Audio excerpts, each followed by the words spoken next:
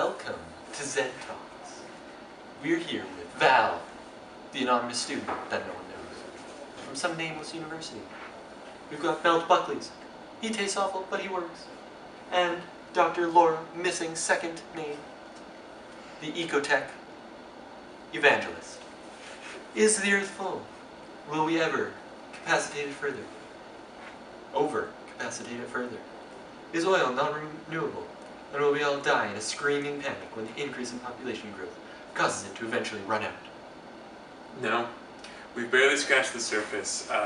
The amount of oil energy that we can harvest is growing all the time through primary and secondary processes, primary being wells, secondary being the development of fracturing technologies.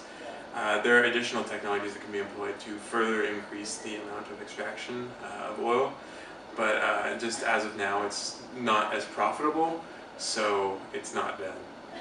But as supply and demand increases, it's going to make it very profitable.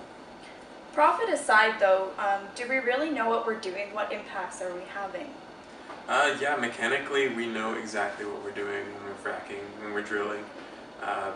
There are microseismic events, and all the geological and engineering reports have come back saying that we're in no danger of causing larger seismological events.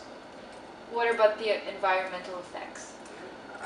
There have been numerous studies into the safety of fracturing procedures, and any reports of flammable well water are greatly exaggerated.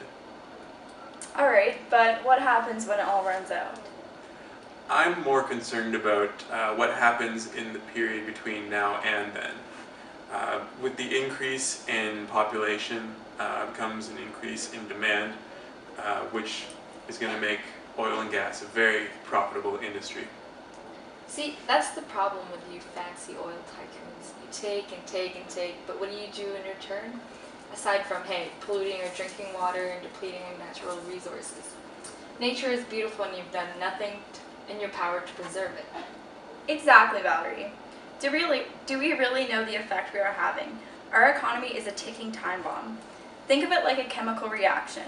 If we run out of our limiting reagent, in this case oil and gas, the reaction stops as a whole, and the products, aka our economy, stops being produced. The only way to solve this is if we add more reactants. How do we add more resources that are non-renewable? There's always biofuels. I mean, yeah, the idea of biofuels is great, but you create this new problem with land clearing. By cutting down all these trees, you're extinguishing plants native to these areas, and you're cutting down homes to these animals. You're just basically disrupting the nature of things. Why not just get rid of oils as a whole? There are other alternatives that we have that have less of an impact on the environment that can be done on a large scale, like feces.